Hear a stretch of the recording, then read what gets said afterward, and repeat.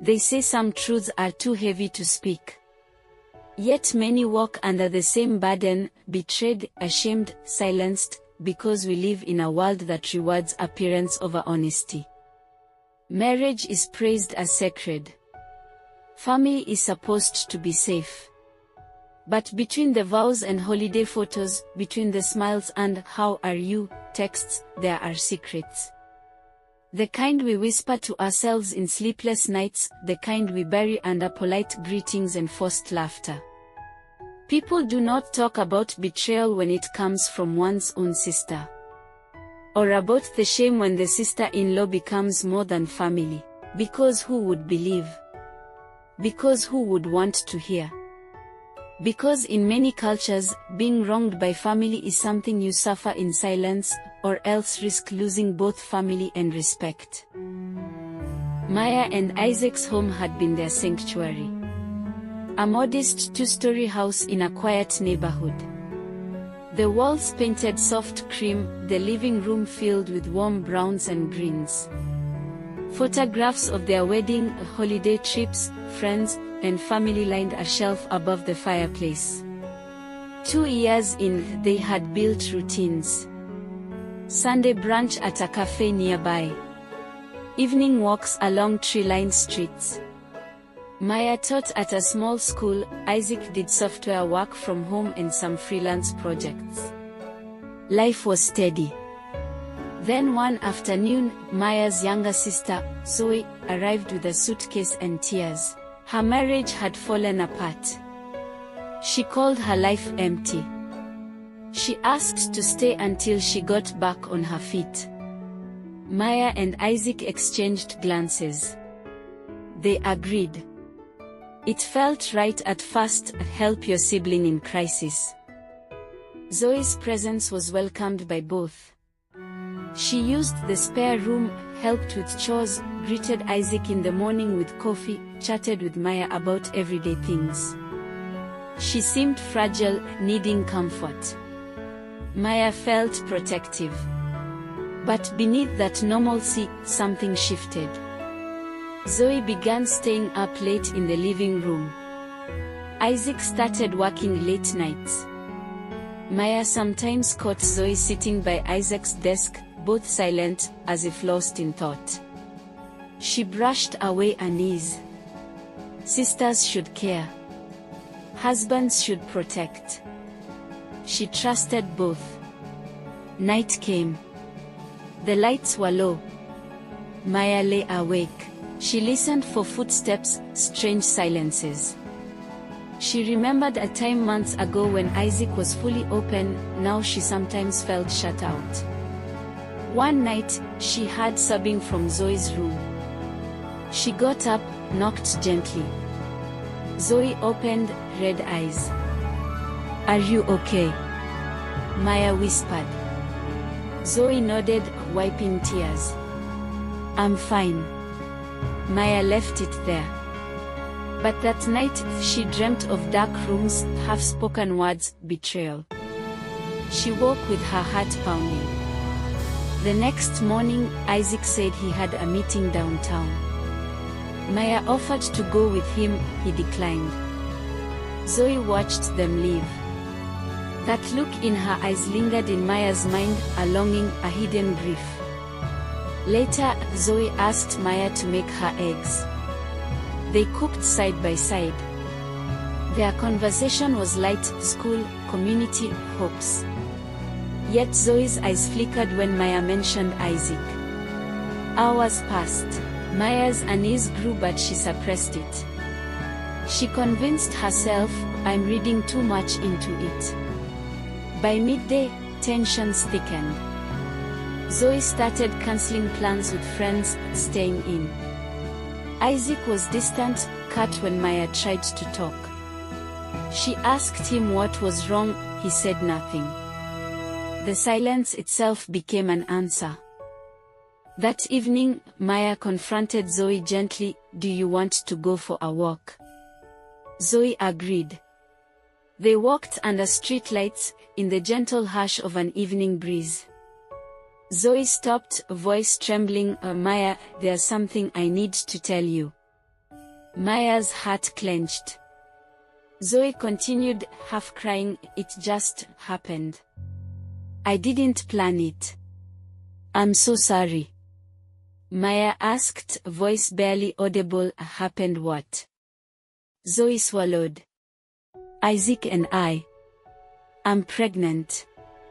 Time froze for Maya. The air felt heavy.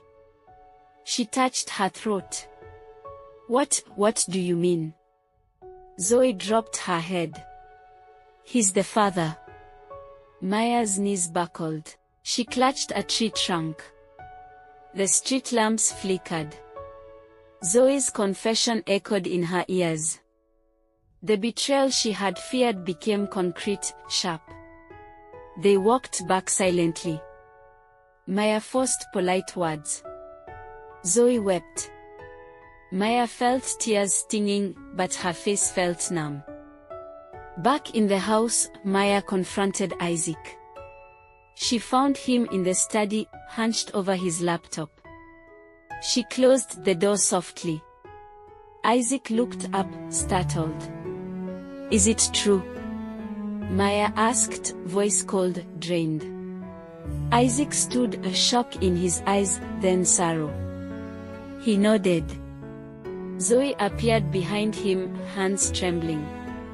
"I'm sorry," she said. Maya's vision blurred. Rage, sorrow, disbelief poured in her. She screamed, slammed doors, threw books. She cast them, cried. She felt as though every memory in those walls was stained. Isaac tried to explain guilt, weakness, confusion. That he never meant to hurt her. Zoe sobbed, saying she never intended this. Maya's heart broke for the child growing, for the future, for the betrayal by two people she loved. She ran out to the garden, sobbed into the rain. She felt the world spin. The betrayal was brutal. The home she built with Isaac, the trust she had in Zoe, all shattered. Zoe tried to follow. Maya turned away. Isaac reached her hand, she flinched. She would not let him touch her. Maya gathered what she could, clothes, her passport, journals, a small amount of cash. She packed into a duffel bag. She called a friend to pick her up. She couldn't stay a moment longer. Isaac and Zoe begged. Maya heard their pleas as distance grew. She said, "I don't know if I can ever forgive, but I can't stay here." She apologized to Zoe and to Isaac, not for leaving, but for the shared pain. The friend's car arrived. Maya saw Isaac collapse to the floor, the weight of guilt. She saw Zoe clutching her belly. She closed the door. She left behind the house, the memories, the betrayal. Rain fell heavier as the car drove off. Maya watched the windows fade. The home she loved became the place of her deepest wound. Maya moved through airports, transit lounges, flights. Each mile she traveled felt like both victory and heartbreak. She thought of how long she'd stayed silent, ignored signs, trusted blindly. On the plane, she wrote in her journal, "I trusted two people who were supposed to protect me. I loved more than I thought I could. I feel shattered, but I choose a path out." Tears fell. She closed her journal. The plane landed.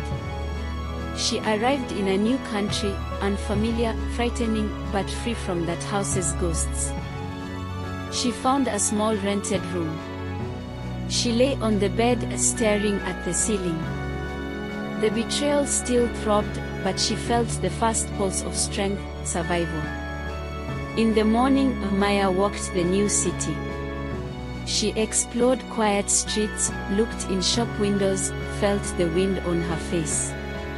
She called an old friend, talked, cried. She reached out to a therapist. She shared her story, partly, at first, gingerly. She went to a cafe. ordered coffee. She journaled again. She remembered the early days with Isaac, his laugh, their dreams. She remembered Zoe as the sister who cried, asked for help. She asked, where did it all go wrong? She let herself grieve for the loss, for trust broken, for the version of herself that believed in perfect love. She let anger come. She let sorrow come. She let silence come too. Little by little, she felt a new foundation forming, one built on her own value, her boundaries, her voice. Maya considered contacting family, telling them her side. She drafted a message to her mother, I'm safe. Please don't pressure me to go back. She drafted one to Isaac and one to Zoe. She decided she might forgive in heart, to free herself, but would not trust them as before. Her mother called, tearful, demanding she return. Maya explained, I cannot live in a house built on lies. I need distance to heal. Her mother wept, said family must stick together. Maya stayed firm. Zoe texted, I'm sorry.